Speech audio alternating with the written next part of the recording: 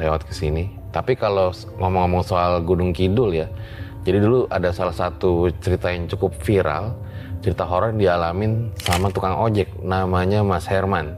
Jadi Mas Herman itu memang biasa narik.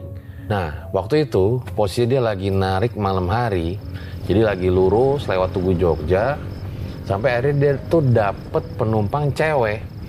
Nah, ketika si penumpang itu ditanya, dia pengen ke Wonosari. Nah, Mas Herman kaget karena kan tuh jaraknya cukup jauh gitu ya. Bener ini Mbak gitu. Tapi si cewek itu cuman jawab, iya Mas. Dan itu datar gitu jawabannya. Ya udahlah, akhirnya si cewek itu naik ke atas. Nah, ketika dia udah naik motor, dikasih helm, jalan lah tuh Mas Herman. Nah, ketika udah mulai jalan beberapa waktu, Mas Herman tuh mulai mikir, kan di hutan Alas Jatinya itu dia sering dengar banyak cerita-cerita horor gitu. Tapi di satu sisi gimana ya? Ini kan uangnya lumayan juga, masa rezeki ditolak sih? Ya udahlah, dia jalan tuh terus.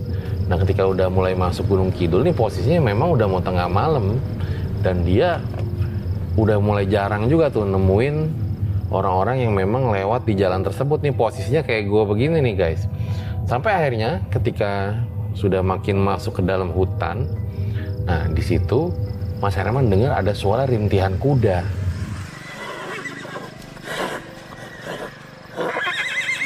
Makin lama makin dengerin, lah bukan suara kuda nih, dan dia juga mikir kayak, masa ada kuda di sini sih, emang ada delman apa gimana? Nah, tapi makin lama suaranya itu kayak suara orang nangis. Karena emang udah gemeteran tuh Mas Herman, dia nanya lah penumpangnya, Mbak, dengar juga suara ini? Si mbaknya bilang, iya Mas, dari arah kanan. Wah, makin jadi-jadilah tuh di situ. Makin digaspol tuh motor. Masalahnya kan area hutannya nggak bisa langsung cepet keluar kayak gitu kan.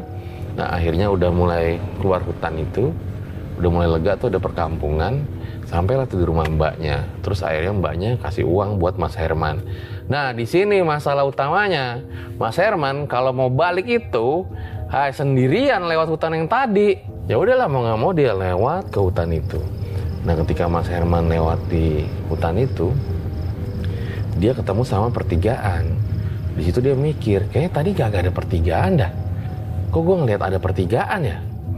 Akhirnya dia ngambil jalan ke kiri tuh Mas Herman.